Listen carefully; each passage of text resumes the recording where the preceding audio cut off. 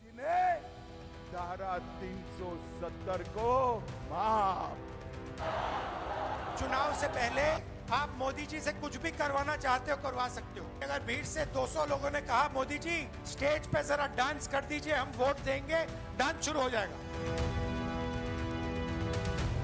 जो 20 साल में नहीं दिए आप अगला 5 साल में कहां से देंगे? फिर वही लालू के डर से नीतीश और नीतीश के डर से लालू को वोट दिया, तो जितने बच्चे अभी छठ में आए हैं, चुनाव खत्म होगा फिर उनको बस में, गाड़ी में, ट्रेन में जानवरों की तरह बैठकर वापस जाना पड़ेगा।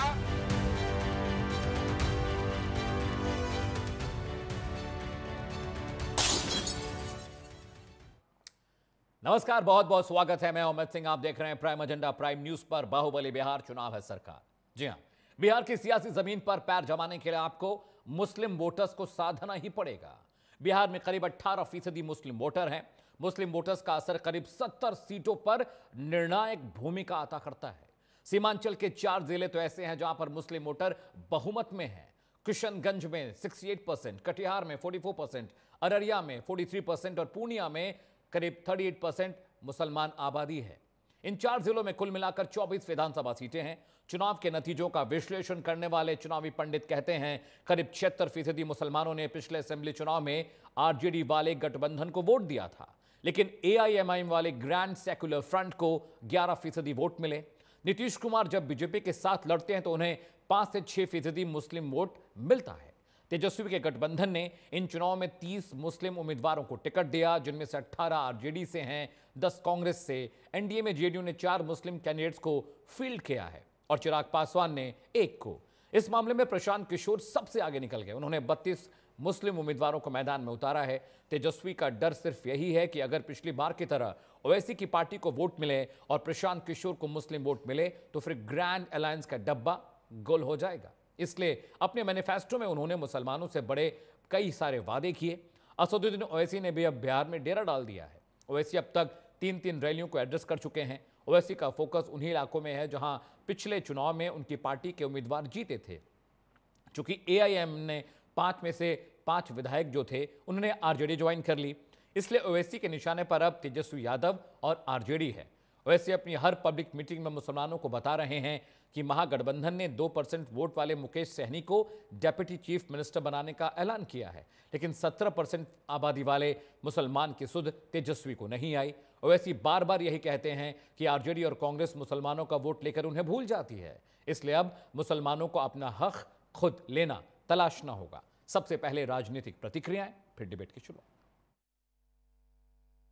आरजेडी घोषणा, कांग्रेस ने अपना घोषणा पत्र,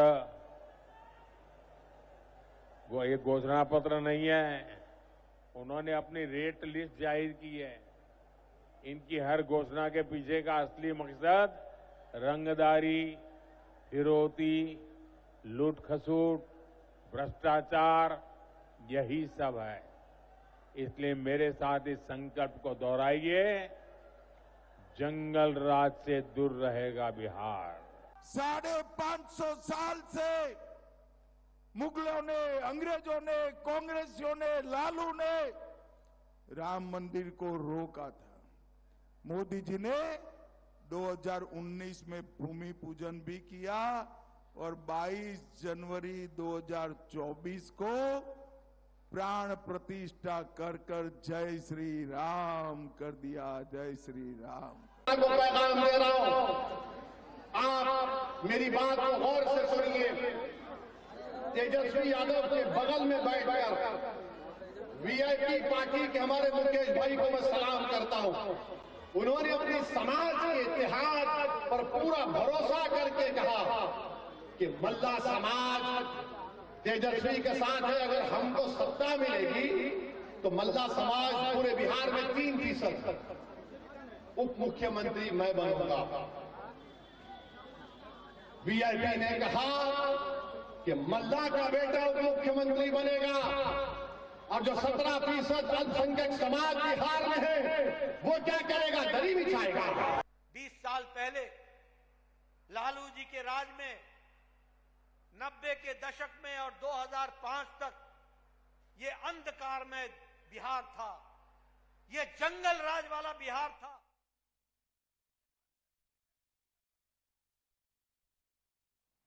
तो आपने राजनीतिक प्रतिक्रियाएं सुन ली। बिहार में क्या कुछ हो रहा है। रैलियों का लगातार 2 दिन लगातार रैलियां हुई हैं। बुधवार और गुरुवार को रैलियों का दिन रहा है। बिहार में प्रधानमंत्री नरेंद्र मोदी, अमित शाह जैसे जो सीनियर लीडर्स हैं वो मिथिलांचल के इलाकों में जाकर वहां पर लोगों से बात कर रहे हैं, जनसंवाद कर रहे हैं, रैलियां कर रहे। तेजस्वी यादव, राहुल गांधी भी कल लगातार मुखर थे और बीजेपी के खिलाफ लगातार उन्होंने राजनीतिक प्रहार किया। एक बड़ा पैनल मेरे साथ जुड़ रहा है। डॉक्टर राजेश झा मेरे साथ हैं, प्रवक्ता हैं भारतीय जनता पार्टी के। बहुत बहुत स्वागत है आपका राजेश जी। इसके अलावा उत्पल वल्लभ मेरे साथ हैं, प्रवक्ता हैं आरजे के, कुछ वक्त में मेरे साथ जुड़ने वाले हैं। कमलदेव नारायण जी हैं, प्रवक्ता हैं कांग्रेस पार्टी के। सर बहुत बहुत स्वागत आपका भी है। और डॉक्टर इंदुकांत दीक्षित मेरे साथ हैं, वरिष्ठ पत्रकार हैं। सर आपका भी बहुत बहुत स्वागत है डिबेट में। सबसे पहला सवाल मेरा आपसे ही है इंदुकांत जी कि मुस्लिम वोटर्स की जो अहमियत है, जो उनकी महत्ता है, उसको कोई नकार नहीं सकता। 18% मुसलमान हैं बिहार में। अगर जो वोटर्स जितने हैं उन वोटर्स की संख्या की अगर बात करें तो करीब 18% मुस्लिम वोट बैंक है। और अगर किशनगंज, कटिहार, अररिया, पूर्णिया की बात करें तो वहाँ पे परसेंटेज तो बहुत ही ज़्यादा आई है। मतलब टोटल आबादी का करीब करीब 70% किशनगंज में, कटिहार में 45%, अररिया में करीब करीब 43% और पूर्णिया में करीब करीब 39% मुस्लिम वोट बैंक है टोटल आबादी का।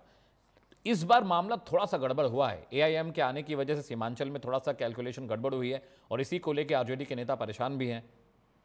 आपका एनालिसिस क्या कहता है सर? नमस्कार अमित जी, हमारे जितने को पैनलिस्ट उनको मेरा नमस्कार। जो भी कुछ हो रहा है ये कांग्रेस और आरजेडी और उनके अलायंस पार्टनर से एंटिसिपेट किया ही होगा पहले से, क्योंकि आपने देखा था अमित जी कि असदुद्दीन ओवैसी की पार्टी ने पहले से ही बिल्कुल ओपन ऑफर दिया था कि आप हमको शामिल कर लें, आप हमारी औकात के अनुसार, हमारी ताकत के अनुसार जो भी सीट देंगे हमें मंजूर है, लेकिन कल आप हमारे ऊपर ये आरोप मत लगाइएगा पिछले चुनाव की तरह कि हम भाजपा का साथ दे रहे हैं, परोक्ष रूप से वोट बांट रहे हैं। लेकिन आपने देखा कि आरजेडी के शीर्ष नेताओं ने इस मामले में, न तो कांग्रेस के शीर्ष नेताओं ने इस मामले में कोई स्पष्ट जवाब दिया, बल्कि उनके प्रवक्ता स्तर के लोगों ने तमाम डिबेट्स में और मीडिया हाउसेस के सामने, प्रेस कॉन्फ्रेंसेस में इन बातों का जवाब दिया और इस तरह से बातें की जैसे उनके लिए असदुद्दीन ओवैसी की एआईएमआईएम की का कोई वजूद नहीं है, महत्व नहीं। अब उसका परिणाम तो देखिए, चुनाव में, पॉलिटिक्स में, रणभूमि में आपको झेलना पड़ता है, भुगतना पड़ता है।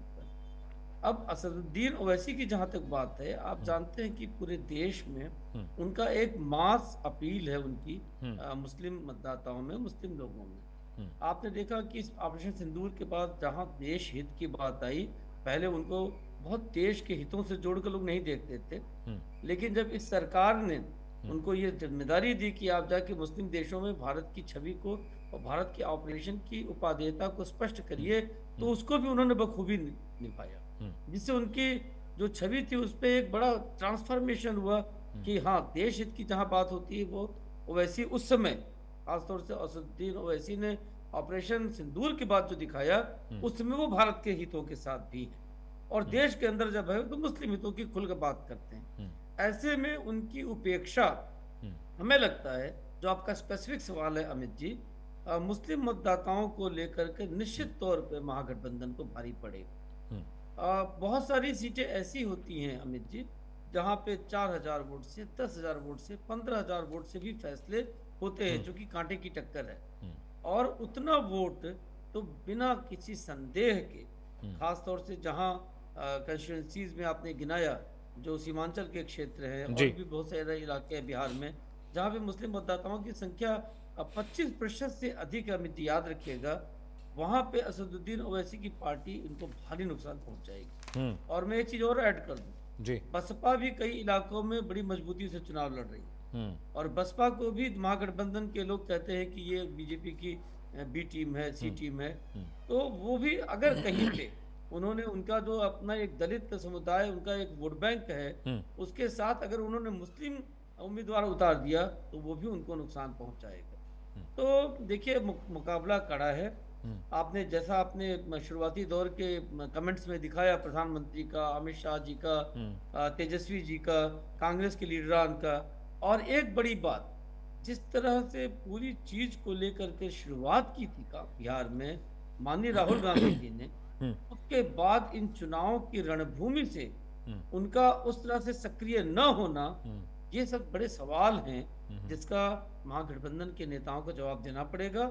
और इसका निश्चित तौर पे स्वाभाविक रूप से इसका लाभ मिलेगा बीजेपी गठबंधन के लोगों को। जी ठीक है, मैं बीजेपी प्रवक्ता के पास जा रहा हूं। डॉक्टर राजेश, मैं एक बात समझना चाह रहा था, जब नीतीश कुमार बीजेपी के साथ लड़ते हैं तो 5 से 6% का वोटर टर्नअराउंड होता है मुस्लिम वोटर्स का, लेकिन अभी भी 50 से 55% जो वोट बैंक है आरजेडी के हिस्से में जाता है, महागठबंधन के हिस्से में जाता है। डेटा पूरा बता रहा है कि पिछला जो 2020 का चुनाव आप लोग लड़े थे, भले आपकी सरकार वहाँ बनी, लेकिन जो मेजर टर्नअराउंड था वोटर्स का, जो मुस्लिम वोटर्स थे, वो ज़्यादातर वोटर्स आरजेडी के हिस्से में गए। इस बार मैं देख रहा हूं कि मिथिलांचल के इलाके में, सीमांचल के इलाके में बीजेपी लीडर्स लगातार रैलियां कर रहे हैं।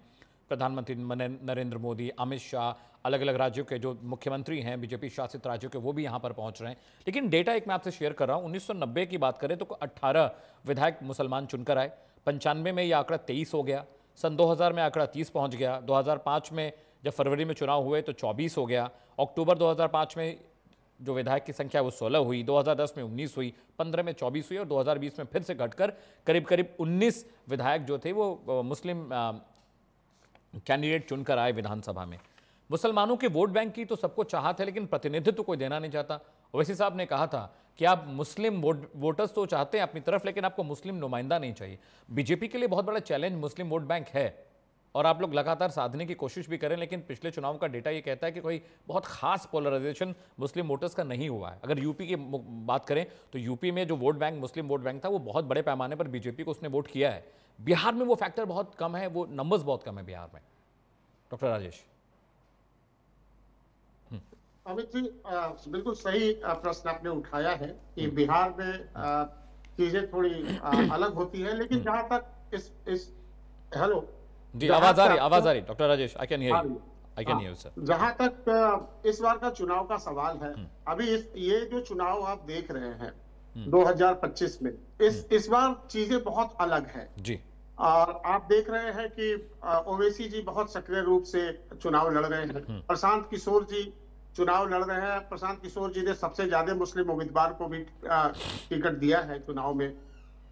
आरजेडी का जो फैक्टर है, जैसे अभी इंदु गांधी को मैं सुन रहा था, बहुत अच्छी बात बता रहे थे कि ओवैसी जी ने उनको ऑफर दिया था महागठबंधन को कि हम आपके साथ आते हैं और मेरे स्टेटस के हिसाब से मेरे को जो प्रतिनिधित्व है वो आप दीजिए। वो सिर्फ 6 सीटें मांग रहे थे डॉक्टर राजेश, सिर्फ 6 सीटें मांगी थी ओवैसी साहब ने, सिर्फ 6 सीटें। बिल्कुल, आप देखिए कि पिछले बार उन्होंने 5 सीट जीत लिया था और चूंकि राजनीतिक समीकरण बाद में थोड़ा बदल गया, लेकिन जो धरातल पे स्थिति है उस बात को समझने का कोशिश किया जाए।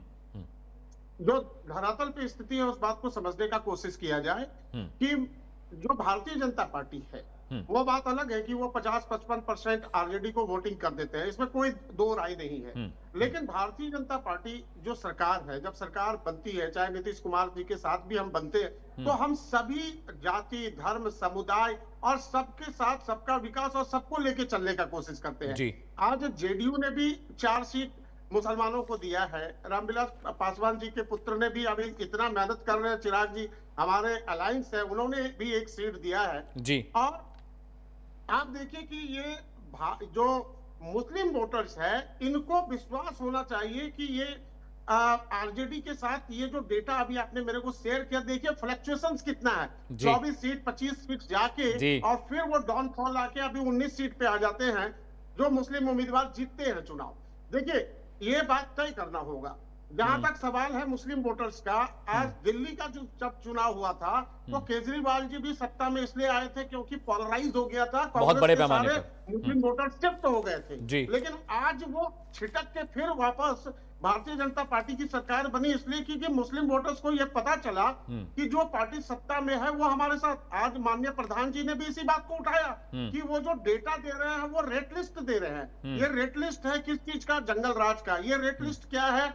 उगाही का। ये रेट लिस्ट क्या है? वो आपका किडनैपिंग का। सब चीज का एक रेट तैयार करेंगे। वो जंगल राज लाने का प्रयास कर रहे हैं। वो बोलते हैं कि हमें एक मौका और दीजिए। लेकिन बिहार का जनता जागरूक है और इसमें मैं मुस्लिम समुदाय को भी धन्यवाद करना चाहता हूं कि चलो ठीक है 5 से 7%, लेकिन इस बार जो फैक्टर है, इस बार मुस्लिम वोटर्स भी टर्नआउट हो रहे हैं। और मिथिलांचल की जो बात कर रहे हैं, वो कुछ एरिया है, कटिहार का एरिया, पूर्णिया का एरिया, किशनगंज का एरिया, मिथिलांचल से कुछ सटा हुआ जो एरिया है, वहां पर जो उनकी संख्या है, जो परसेंटेज है वो ज्यादा है। तो लेकिन उनकी लड़ाई भी उतनी ज्यादा है। ओवैसी जी बहुत सक्रिय रूप से चुनाव लड़ रहे हैं, प्रशांत किशोर जी भी अपने कई सारे दमदार कैंडिडेट को उतारे और भारतीय जनता पार्टी तो सबके साथ सबके विकास सबको लेके चल रहे हैं। तो आपको मैं आश्वस्त करना चाहता हूं कि इस समीकरण में Bhajpa clear cut mandate 150 to 170 के बीच में जाएगी, और उसका यही कारण होगा कि भाजपा का जो इंटैक्ट वोटर्स है, जो परसेंटेज है, जो उनका कैडर वोट है, वो केवल जो उनका वोटिंग करेगा, ये सब डिवीजन हो जाएगा वोट का दूसरे पार्टियों से। और बिल्कुल क्लियर कट इस बार आप समीकरण देखिएगा तो भारतीय जनता पार्टी और एनडीए का जो आएगा वो बहुत ज्यादा फर्क पड़ेगा। पॉजिटिव जा रहा है, अच्छी संख्या में ये लेके आएंगे, उसका कारण यही है। ठीक है, मैं कांग्रेस प्रवक्ता के पास जा रहा हूं। डॉक्टर कमल देव, मैं आपसे एक बात समझना चाह रहा था। मैनिफेस्टो जारी हुआ है, कल बीजेपी भी अपना मैनिफेस्टो जारी करे, बहुत मुमकिन अमित शाह जी कल पटना में रहें और मैनिफेस्टो जारी करे, बिहार में वो रहेंगे। मुस्लिम वोट बैंक बहुत ज़्यादा क्रूशियल है, चाहे आप यूपी में चुनाव आपने देखा हो, चाहे आपने मध्य प्रदेश में चुनाव देखा हो, आपने छत्तीसगढ़ में देखा हो, और बिहार तो मेजर एक दुर्ग, एक किला कहा जाता है जातिगत समीकरणों वाली राजनीति का। तो यहाँ पर आपके लिए फ़ायदा एक ये है कि भाई आप आरजेडी के साथ लड़ रहे हैं, वहाँ पर महागठबंधन का हिस्सा हैं, तो कांग्रेस को भी मुस्लिम वोटर्स मिलेंगे क्योंकि आप आरजेडी के साथ वहाँ पर लड़ रहे हैं। लेकिन अब जो स्थितियां हैं, चाहे आप सीमांचल का इलाका देखिए, चाहे सेंट्रल बिहार का देख लीजिए, मिथिलांचल देख लीजिए, इन इलाकों में बीजेपी ने बहुत ज़्यादा मेहनत की है। नीतीश कुमार भी, उनकी लोकप्रियता वक्फ बिल की वजह से थोड़ी सी कम हुई है पिछले कुछ महीनों में, लेकिन अभी भी 5 से 7% जो वोटर टर्नआउट मुस्लिम्स का है वो जेडीयू को जाता है, बीजेपी के खेमे में जाता है। लेकिन अब ओवैसी के आने से बहुत सारा जो मामला वो ख़राब हो रहा है कांग्रेस के लिए भी और आरजेडी के लिए, क्योंकि अगर जन सुराज पार्टी भी फाइट कर रही है तो बहुत सारे उन्होंने सबसे अधिक मुस्लिम कैंडिडेट्स को उतारा है, तो वोट तो भाई कटेंगे आपके। चाहे आप सीमांचल का इलाका ले लीजिए, चाहे आप सेंट्रल बिहार ले लीजिए, चाहे आप मिथिलांचल ले लीजिए, चाहे आप कोसी वाला वो पूरा बेल्ट ले लीजिए, तो अगर मुस्लिम कैंडिडेट उतरेंगे लोकल इलाके के तो वो तो वोट काटने वाले हैं। तो इस बार बहुत मुश्किल आपके लिए भी होने वाली है और आरजेडी के लिए भी, और इसी बात को लेकर वो चिंतित भी हैं, इसीलिए मैनिफेस्टो में मुसलमानों के लिए बड़े बड़े ऐलान किए हैं तेजस्वी यादव ने। डॉक्टर कमल देव, देखिए अमित जी, इस देश में जो भी मतदाता है, हर मत का वैल्यू बराबर है, चाहे वो मुस्लिम हो, चाहे हिंदू हो, अमीर हो, गरीब हो, यादव हो, पासवान हो, ब्राह्मण हो, भूमिहार हो, सब वोट का मान बराबर है। और कांग्रेस हमेशा हर जाति और धर्म को साथे लेकर चलती है। सबका साथ सबका विकास की बात करने वाले और नारा देने वाले दल जो हैं, विगत 11 वर्षों से केंद्र में है और 20 वर्षों से राज्य में है।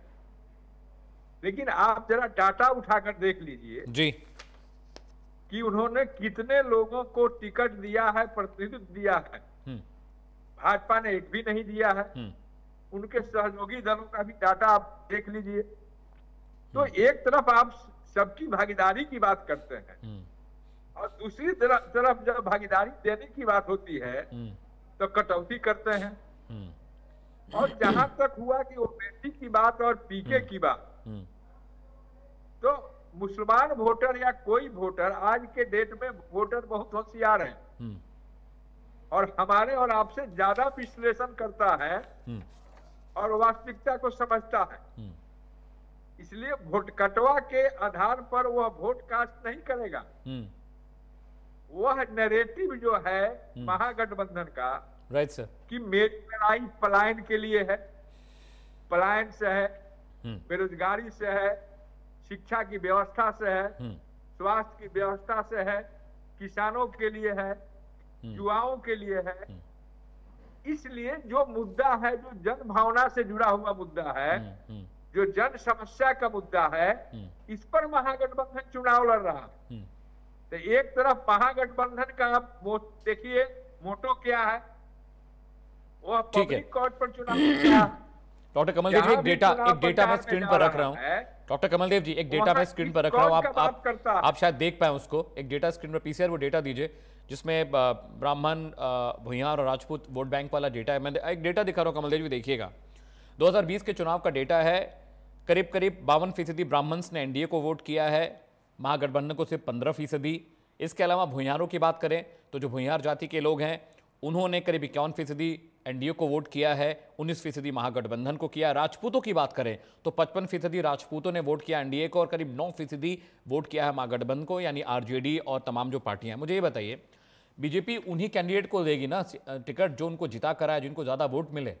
ऐसे लोगों को क्यों दे दें जिनसे आपको कोई फायदा ही नहीं हो रहा है? फिर आप कहेंगे तुष्टीकरण हो रहा है। अगर आपको मुसलमानों की इतनी चिंता थी, जनसुराज पार्टी ने सबसे अधिक टिकट दिया मुस्लिम कैंडिडेट को, आपने क्यों नहीं इनको पिछाड़ा? क्योंकि आपको, आपकी पार्टी को, आपके गठबंधन को 55-60% वोट मुसलमानों के मिलते हैं, तो कम से कम आपको तो सबसे अधिक कैंडिडेट को देना चाहिए था, लेकिन आपने दिया नहीं। ठीक है, मैं आऊंगा। डॉक्टर साहब मुझे समय दीजिए। उत्पल वल्लभ जुड़ गए हैं, आरजेडी के प्रवक्ता हैं। वोट देना न देना मतदाता का काम है, लेकिन आपकी जो पार्टी है वह असूल पर चलती है, देश के संविधान पर चलती है।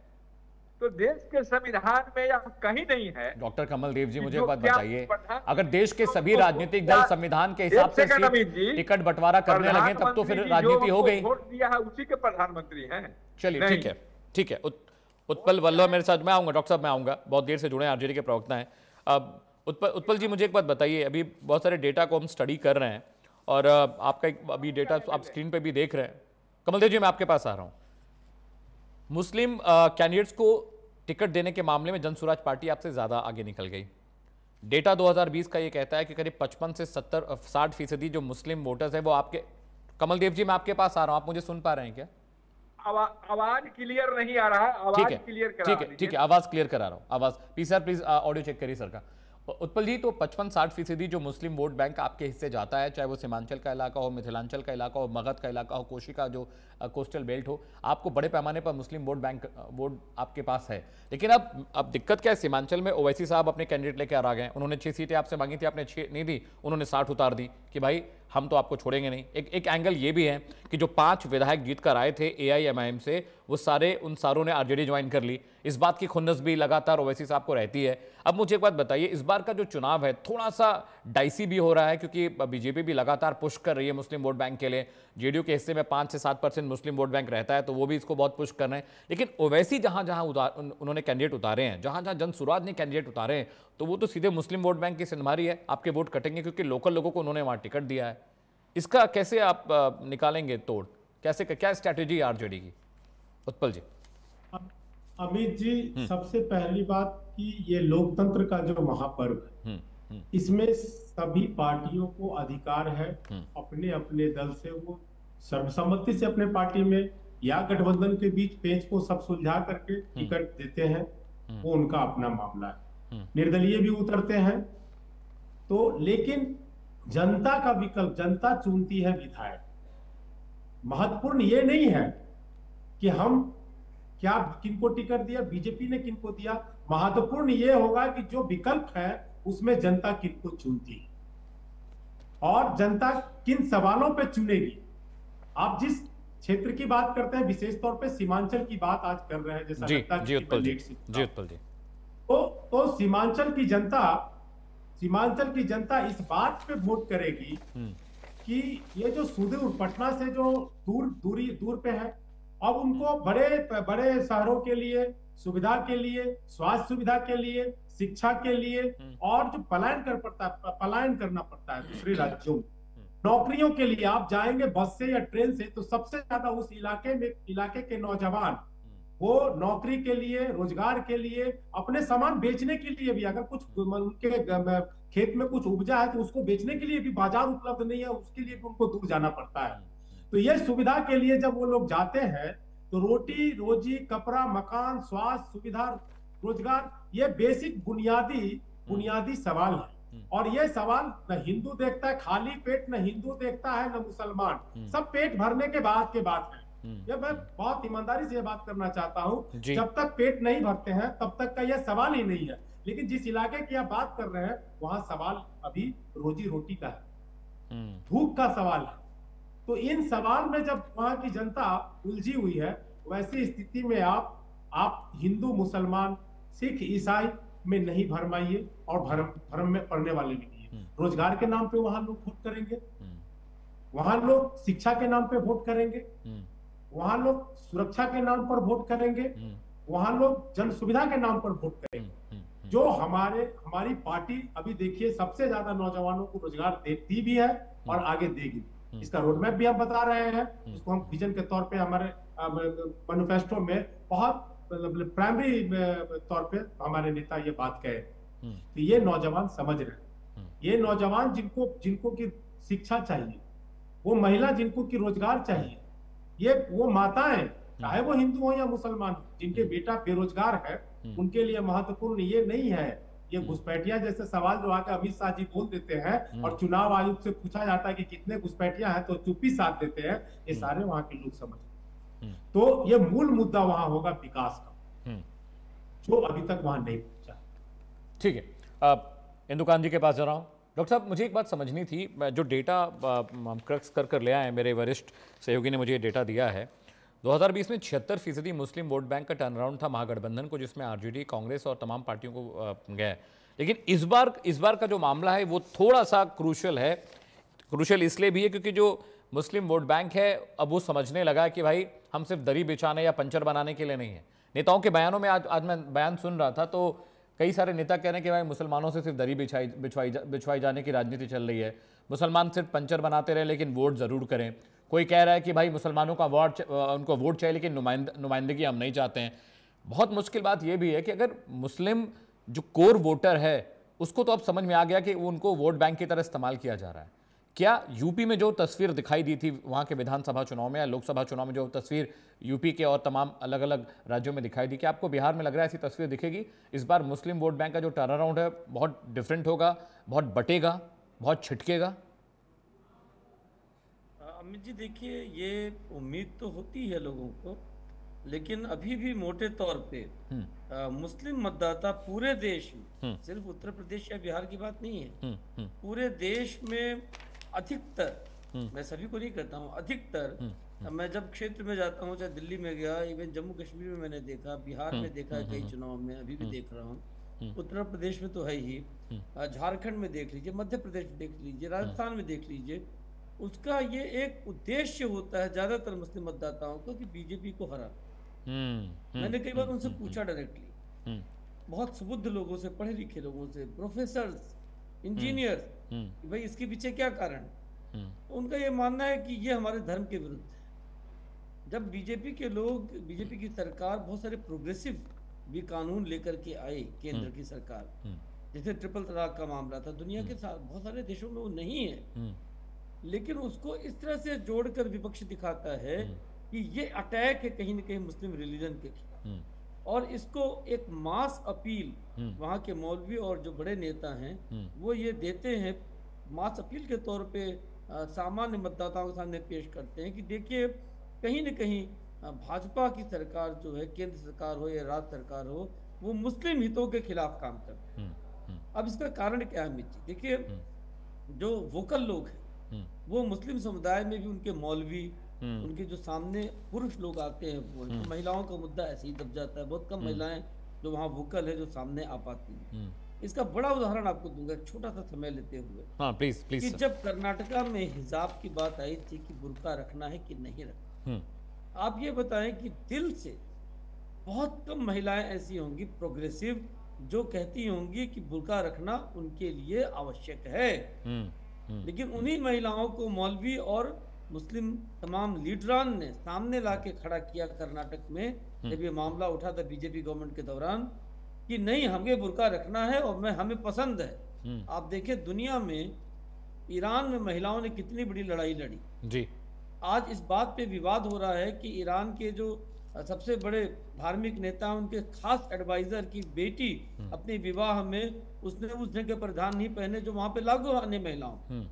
लेकिन भारत में इतनी प्रोग्रेसिव डेमोक्रेटिक कंट्री में मुस्लिम महिलाएं, लड़कियां, छात्राएं आके कहती थी कि नहीं जी हमें बुर्का पहनना है, हमें बुर्का पहन के ही स्कूल कॉलेज जाना है, हमें बुर्का पहन के ही वोट देना है। तो आप ये देखिए, इससे पता चलता है कि जो रियल वोटर है, जिन महिलाओं के हित में शायद बहुत सारे कानून, ट्रिपल तलाक महिलाओं के हित में था, तो मोदी जी ने भी कहा प्राइम मिनिस्टर के तौर पे, लेकिन उसके बावजूद उन लोगों को वोकल होकर के अपनी बात रखने का हक। ठीक है डॉक्टर इंदुकान जी, एक ब्रेक का वक्त हो गया, मैं आ रहा हूं आपके पास।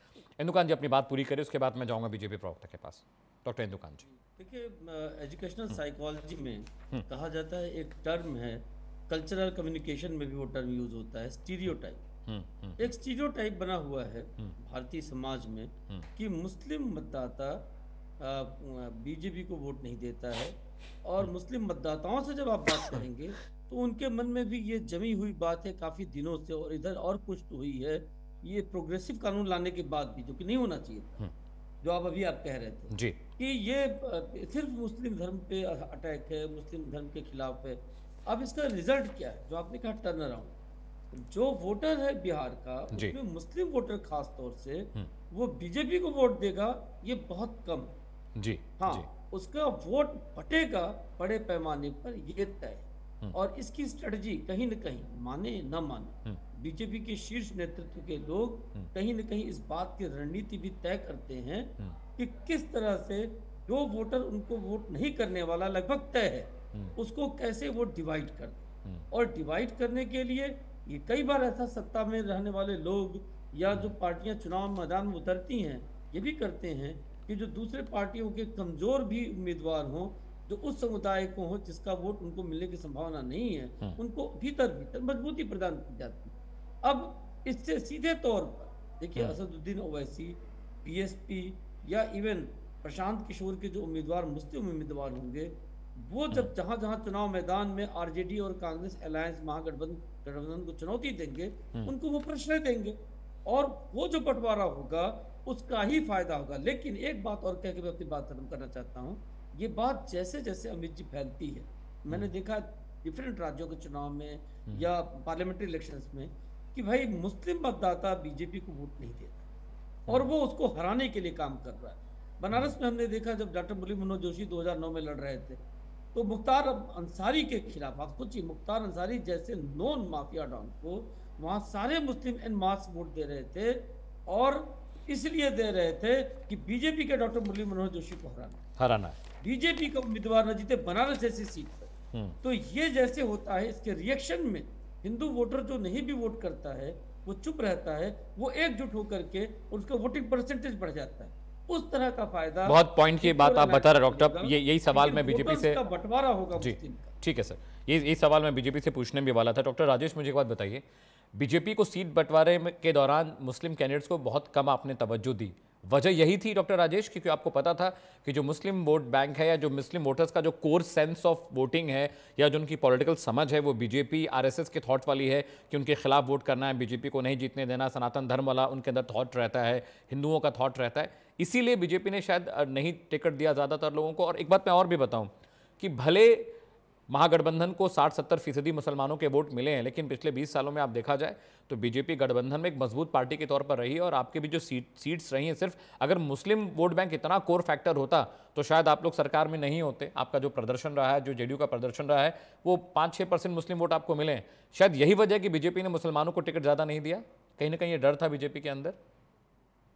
नहीं, ऐसा नहीं है। मैंने अभी पहले भी बताया कि देखिए भारतीय जनता पार्टी और एनडीए की जो अलायंस होती है तो बीजेपी का जो स्टैंड है वो सबके साथ सबके हम सभी जाति धर्म समुदाय को लेके चलते हैं। लेकिन आप जब बात करते हैं कि मुस्लिम वोट, मैं थोड़ा इंदुकांत जी के बात को बहुत हद तक सहमत भी हूँ, लेकिन थोड़ा सा मेरे को जो डिफरेंस है वो भी मैं अपना बात रखना चाहूंगा। रखिए कि जो 3 तलाक वाले इश्यूज था और बाद में जिस तरह से सरकार ने काम किया है, जो महिलाएं हैं मुस्लिम की, मुस्लिम महिलाएं निश्चित रूप से उनका कहीं ना कहीं सॉफ्ट कॉर्नर एनडीए और भारतीय जनता पार्टी की तरफ जाता है, और नीतीश कुमार जी के जो जेडीयू है उसके ऊपर तो है ही 5 से 10% वहां पर तो आता ही है।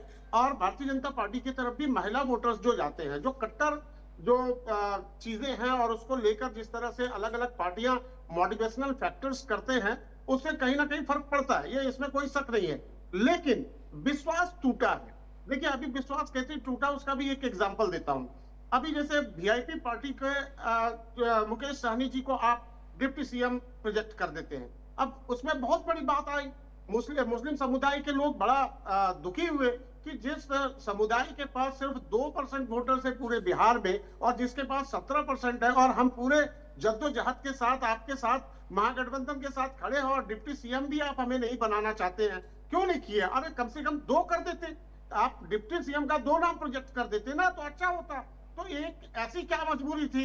तो इससे इनके मंशा पे शक होता है, इनका वोट का डिवीजन इसलिए भी होता है। पहली बात। दूसरी बात ये बोलते हैं हम रोजगार देंगे, हम विकास करेंगे। आप रोजगार तो देंगे, लेकिन आपका इतिहास खराब है। आप रोजगार देने में जमीन लिखवाते हैं।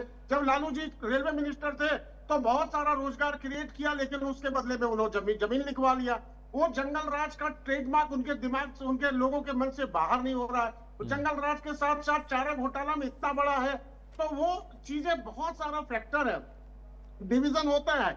ये मिथिलांचल से लेकर सीमांचल तक का जो पार्ट है उसमें, लेकिन इस बार का जो कैलकुलेशन है वहां पर भारतीय जनता पार्टी ने भी कैंडिडेट बहुत मजबूत दिए हैं, और पार्टी ने पूरी दमखम के साथ, हम एनडीए के साथ मिलकर अलग अलग क्षेत्र का एनालिसिस हम पिछले 2-2.5 वर्षों से कर रहे थे। तो ये बहुत सारा ऐसा फैक्टर है जिसके वजह से इस बार महागठबंधन की स्थिति बहुत दयनीय है। और एक बात अमित जी मैं शेयर करना चाहता हूँ कि चुनाव इतना करीब होने के बाद राहुल गांधी अभी 2 दिन से आ रहे हैं, इनका अपना अलायंस सीट शेयरिंग नहीं हो पाया। चुनाव 10 से 15 दिन पहले सेट हो जाता है कि क्या करना है। इनका कंफ्यूजन इतना ज्यादा रहा कि लोगों को यह पता चल गया कि जिस सीट से राजद कैंडिडेट खड़ा कर रहा है उसी सीट से कांग्रेस भी कर रहा है, उसी सीट से वीआईपी कर रहे हैं। तो ये बाद में जाके आप रेक्टिफिकेशन कर रहे हैं, विड्रॉ कर रहे हैं, लेकिन फिर भी आपने बोला कि कुछ सीट पे हम फ्रेंडली लड़ेंगे। तो पब्लिक को ये पता है कि जब ये सेटल नहीं हो पाते हैं, जो सबसे महत्वपूर्ण बात है तेज प्रताप की और तेजस्वी की। अब तेज प्रताप जी अपनी सभा में भाषण देते हुए राजद की गाड़ी को देखते हैं और बोलते हैं देखो बरूपिया की गाड़ी जा रही है। अब वो तेजस्वी की गाड़ी को बरूपिया की गाड़ी बोलेंगे तो ज्यादा वोटर के ऊपर क्या असर पड़ेगा। लालू के तो दोनों बेटे हैं, ऐसा तो नहीं है कि कोई सौतेला है। तेज प्रताप की भी महत्व है। तेज प्रताप को बेवकूफ समझना बड़ा बचपना होगा। आने वाले समय में तेज प्रताप भी देखेगा तेजस्वी से आगे निकल जाएंगे। तो कुछ जो ज्यादा वोटर्स है। उत्पल बल्लभ मुस्कुरा रहे हैं, मैं जवाब लूंगा उनसे भी। उत्पल बल्लभ मुस्कुरा रहे हैं, ठीक है। डॉक्टर साहब, डॉक्टर राजेश, मैं उत्पल के बाद, उत्पल जी, दो भाई बल्लभ साहब से पूछिए। बल्लभ साहब तो इसका जवाब देंगे ना अमित जी। हाँ। क्योंकि ये जो मैं बात कर रहा हूँ वो फैक्चुअल बात कर रहा हूँ, जो बिहार की स्थिति है। इसलिए अभी जो बड़े जवाब ले लेते हैं डॉक्टर साहब। डॉक्टर राजेश जवाब ले लेते हैं। मुस्लिम वोटर का दिल्ली का शिफ्टिंग देखा, महाराष्ट्र का शिफ्टिंग देखा, तो इस तरह बिहार में भी 150 से 70 के बीच में एनडीए अलायंस का आ रहा है। जवाब ले। उत्पल जी आपका काउंटर है, जवाब दीजिए सर। अमित जी, बहुत दिन के बाद ऐसा स्वच्छ और बढ़िया डिबेट में बैठने को मौका मिला जहां विशेषज्ञ भी बहुत बढ़िया ढंग से बात को रख रहे हैं जी। दूसरी बात कि भाजपा प्रवक्ता भी बहुत अच्छी ढंग से सच्चाई को कभी कभी कबूल जा रहे हैं। ये कह रहे हैं कि नौकरियां तो देंगे लेकिन जमीन लिखवा लेंगे, समझे ना। पहली बात तो ये माने कि नौकरियां हम ही देंगे और 2 करोड़ प्रति वर्ष बोल के प्रधानमंत्री जी नहीं रहा हूँ, कितना तारीफ किया हूँ। सुनिए राजेश जी, सुनिए डॉक्टर राजेश, सुनिए, उनको बोलने का मौका दीजिए। राजेश, उत्पल जी, इतना बढ़िया सौहार्दपूर्ण माहौल में आपकी तारीफ मैं कर रहा हूँ, सुन तो लीजिए। उत्पल जी बोलिए, कोई नहीं बोलेगा बीच में, बोलिए। तो राजेश जी स्वीकारे की नौकरियां तो देंगे लेकिन जमीन लिखवा लेंगे, मैं उस पर आऊंगा। 2 करोड़ प्रति वर्ष नौकरियां जनरेट करने के नाम पर ये नौजवानों को पकोड़ा छानने की और रील बनाने की सलाह दिए थे। इनके पास एक भी प्रमाण अगर जमीन का हो जो बोलते हैं उसको साबित करें, सरकार में है और कार्रवाई करें। नंबर 1। नंबर 2, मैं इनसे बात करना चाहता हूँ, रुक जाइए। नंबर 2, नौकरियां जब हम लोग सरकार में थे तो हम लोग फॉर्म भी भरवाए, परीक्षा भी लिए और कदाचित ये स्वच्छ एग्जाम भी लिया और नौकरियां भी दी। लेकिन जैसे ही हम सत्ता से हटे तो संजीव मुखिया पेपर लीक के मामले में प्रमाण है, मैं प्रमाणिक बात करूंगा, मैं इधर उधर की बात नहीं करूंगा। अभी अब चारा घोटाला की बात कर रहे थे, 900 कुछ करोड़ के चारा घोटाला को ये भूलते नहीं है, जो कि जगन्नाथ मिश्रा जी के समय शुरू हुआ और उनके पुत्र इनके साथ में कैबिनेट में मंत्रिमंडल है। और 71,000 करोड़ का जो कैग का रिपोर्ट है महालेखाकार का, ये सरकार का रिपोर्ट है, ये कोई विपक्षियों का आरोप नहीं है। ये आरोप को आप झुटला नहीं सकते हैं। जरा इस पर भी राजेश जी ईमानदारी पूर्वक बहुत बढ़िया से बात रख रहे थे, तो ये रखेंगे। परिवारवाद पे ये लोग इतना कंफ्यूज है, कहते हैं कि राष्ट्रीय जनता दल परिवारवादी पार्टी है। अब इनको परिवार की चिंता होने लगे कि परिवार में नहीं है, तो पहले आप अपना कंफ्यूजन दूर कीजिए कि ये तेज प्रताप जी को हम लोग रखें नहीं रखें, बाहर करें, पहले तो आप तय कीजिए। नहीं, तय आपको करना है उत्पल जी, तय तो आपको करना है। लालू जी को तय करना है कि दोनों बेटों में किस बेटे को ज्यादा प्रेम करते हैं और दूसरे बेटे से प्रेम नहीं। आपको पता है तेज प्रताप ने क्या कहा कि राहुल गांधी और तेजस्वी यादव पर लालू यादव की छत्र छाया है, उनका हाथ है, मेरे पे नहीं है। राष्ट्रीय जनता दल समाजवाद की अवधारणा पे चलती है और परिवारवाद में विश्वास नहीं करती है। इसलिए बेटे को अलग कर दिया आपने। अमित शाह जी जिस तरह से अपने बेटे को देश पर थोप दिए है, उस तरह से राष्ट्रीय जनता दल पुत्र पुत्रियों को नहीं थोपती है। आप पिछले सरकार में देखे होंगे कि किस तरह से ब्यूरोक्रेट के लोग अपने पुत्र पुत्रियां पत्नियां को सेट किए।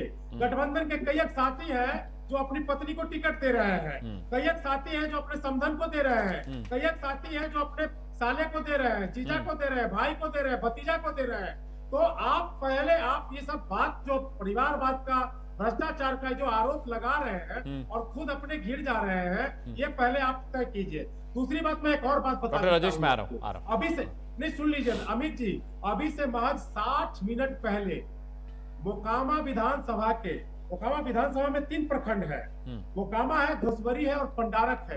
पंडारक प्रखंड में जो कि अनंत सिंह वहां से चुनाव लड़ रहे हैं, जिनको कि जेल से निकाल करके ये लोग चुनाव लड़वा रहे हैं और AK-47 रखते हैं अनंत सिंह जी। अभी राष्ट्रीय जनता दल के एक कार्यकर्ता की हत्या हुई है जी 60 मिनट पहले मोकामा विधानसभा, समझे। अब ये लोग देखिए, पूरी तरह से आप देखिए कि किस तरह के लोगों को टिकट दे रहे हैं। अपराधियों को, परिवारवाद इनके यहाँ है, भ्रष्टाचार इनके यहाँ है, सरकारी रिपोर्ट इनके यहाँ है कि ये अपराध 71,000 करोड़ का, जिसपे कोई बात नहीं करेंगे। दूसरी तरफ महागठबंधन जो अपनी मैनिफेस्टो दी है, प्लस 17 महीने के सरकार में जो काम की है, उसके आधार पे अगले 5 साल मांग रहे हैं हमारे नेता। हम जवानों को नौकरी देने की बात कर रहे हैं, हम महिलाओं को सुरक्षा देने की बात कर रहे हैं। ठीक है डॉक्टर राजेश, मैं आपके पास आऊंगा, मुझे डॉक्टर कमलदेव के पास जाना है। कमलदेव जी सुनिए, उत्पल जी थोड़ा लंबा जवाब हो गया। डॉक्टर कमलदेव जी, मुझे एक बात बताइए, तुष्टीकरण का आरोप तो कांग्रेस पर भी बीजेपी लगातार लगाती रही है कि तमाम चुनाव में कांग्रेस तुष्टीकरण की राजनीति करती है, मुस्लिम आरक्षण की बात करती है, जहां पर हिंदू मुस्लिम नहीं होता है वहां भी इसका जिक्र कर दिया जाता है। अगर कोई कार्रवाई होती है किसी खिलाफ, अगर बदमाशों का इनकाउंटर होता है तो कांग्रेस उसमें भी हिंदू मुस्लिम करती है। अगर कोई मंदिर मस्जिद का मसला आता है तो उसमें भी कांग्रेस पर आरोप लगते हैं कि भाई मंदिर मस्जिद में भी आप राजनीति कर रहे हैं। तो ये कमोवेश तो बिहार में चल ही रहा है कमलदेव जी, ये तो नैरेटिव बिहार में भी चल ही रहा है अमित जी, आरोप वाला। मुझे बड़ी खुशी हो रही है राजेश जी का, अभी हमने सुन रहा था कि आज भाजपा मुसलमानों की चिंता कर रही। जो पार्टी कहती थी कि इन सालों को गोली मारो, इन्हें पाकिस्तान भेज दो, आज उन्हें चिंता मुस्लिम मुख्यमंत्री बनाने की हो रही है। आप लोग मंदिर के लिए आंदोलन करने वाले पे गोली चलवा दीजिए, सिखों के घर में घुस जाकर सिखों के गोली मरवा दीजिए। आप लोग दिन दहाड़े जो है उसको बलात्कार करवाइए, आप लोग जो है सो किडनैपिंग करिए। अरे वाह भाई वाह, बहुत बढ़िया बात कर रहे हैं। किडनैपिंग करेगी आप, जंगल राज आप साथ चलते हैं, राजद के साथ चलते हैं। किडनैपिंग करवाना, बलात्कार करना, डकैती करना, सिखों का गोली कर देना, मंदिर निर्माण के लिए मंदिर का रोकना, रथ रोकना, ये सब आपका है। आप रथ कैसे रोक दे रहे हैं? आज आप मंदिर निर्माण, आज राम मंदिर बना के दिए, 370 धारा हटा के दिए, पाकिस्तान और चाइना का औकात दिखाया। ये हमारी सरकार का है, आपकी सरकार का नहीं है। क्या बात आप करते हैं? आपको बिहार की जनता को पता है कि ये सब चोरी डकैती करने वाले लोग, बिहार की जनता को पता है, बिहार के मुसलमानों को भी पता है कि अगर कोई रक्षा करने वाला है तो एनडीए और भारतीय जनता पार्टी की सरकार है। आप कैसी बात करते हैं? आप परिवारवाद आप करते हैं।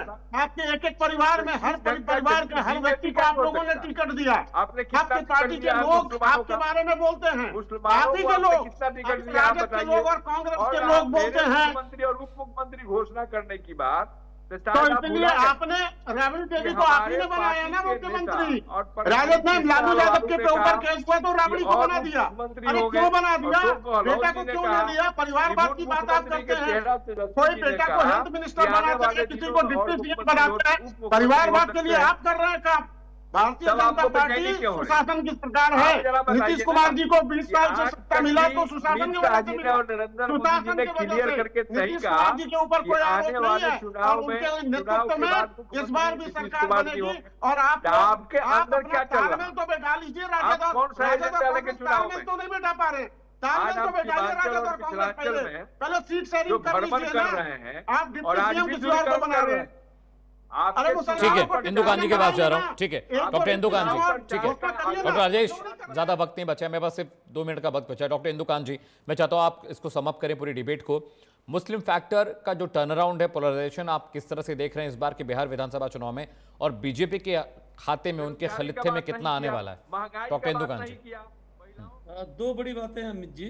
एक तो ये कि मैं महागठबंधन के कांग्रेस और आरजेडी के प्रवक्ताओं की इस बात से सहमत हूँ कि जितनी भी चीजें ऊपर नीचे हो जाएं, मुस्लिम मतदाताओं के व्यवहार में कोई बड़ा ट्रांसफॉर्मेशनल चेंज बिहार में देखने को मिलेगा, इसकी संभावना बहुत है। दूसरी बात, जो महिला मतदाताएं हैं, जो पद दलित हैं मुस्लिम समुदाय में भी, उनका मत छुपे तौर पर जो प्रोग्रेसिव लॉस लेकर के बीजेपी और उनकी सरकार आई है, उसके चलते अंदरूनी रूप से मिलता है बीजेपी उनके सहयोगियों को, इसको आप नकार नहीं सकते हैं। और एक आखिरी बात, सिर्फ मुस्लिम मतदाताओं पे बहस न करके हम लोग को ये ध्यान देना होगा कि इस बार के चुनाव बिल्कुल आमने सामने के चुनाव है, और आमने सामने के चुनाव में जितना मुस्लिम मतदाता महागठबंधन के साथ एकजुट होगा, उतना ही हिंदू मतदाता उसके विरोध में भी एकजुट होगा, और इसका फायदा, नफा नुकसान क्या होगा, ये वक्त बताएगा कि ऊंट किस करवट बैठेगा। चलिए, बहुत बहुत शुक्रिया आप मेहमानों का। डॉक्टर राजेश जी आपका बहुत बहुत शुक्रिया, उत्पल बल्लभ आपका भी बहुत बहुत शुक्रिया, कमलदेव जी आपका बहुत बहुत शुक्रिया, डॉक्टर इंदु कांत दीक्षित मेरे साथ वरिष्ठ पत्रकार थे, उनका भी बहुत बहुत शुक्रिया।